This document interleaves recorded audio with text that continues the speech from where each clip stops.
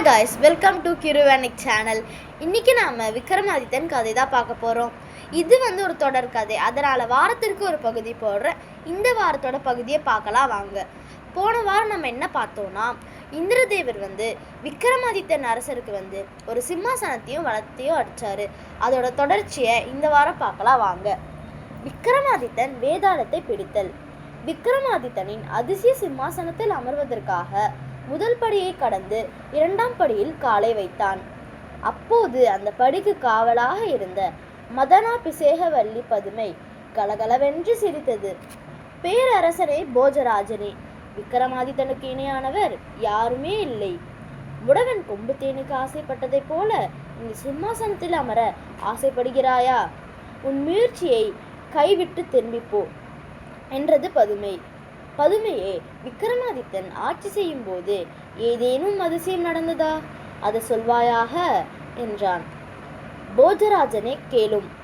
விக்ரமாதித்தன் ஆட்சி செய்தும் வரும் காலத்தில் உஜ்ஜயினி பட்டணத்திற்கு இருக்காத வழி தூரத்தில் உள்ள பெரிய காட்டின் நடுவே காளிதேவி கோயில் இருந்தது. அந்த கோயிலின் தெற்கே ஒரு சுடுகாடு. அந்த சுடுகாட்டில் ஒரு முருங்கை மரம். அந்த முருங்கை மரத்தில் ஒரு பயங்கரமான வேதாளம் தலைகீழாக தொங்கிக் கொண்டு இருந்தது. அந்த வனத்தில் நீண்ட காலமாக தவம் செய்து கொண்டிருந்த ஞானசீல முனிவர் காளிதேவியையும் வேதாளத்தையும் தவத்தின் மூலம் தன் வசப்படுத்தி கொள்ள எனவே காளிதேவி கோயிலுக்கு முன் யாககுண்டம் வளைத்து காளிதேவி அவன் முன் தோன்றி, உனக்கு என்ன வர வேண்டும் என்று கேட்டாள்.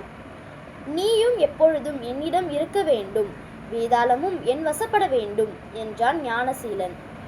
ஞானசீலனே, 1000 அரசர்களுடைய தலையை வெட்டி நீ இந்த யாக குண்டத்தில் போட்டால் நீ கேட்ட வரம் உனக்கு கிடைக்கும் என்று சொல்லி காளிதேவி மறைந்தாள். காளிதேவி சொல்லியவாறே 999 அரசர்களுடைய தலைகளை வெட்டி யாக குண்டத்தில் போட்டார். விக்ரமாதித்தனின் தலையையும் வெட்டி வீழ்த்தினால் 1000 எண்ணிக்கை முடியும் என்று நினைத்தான்.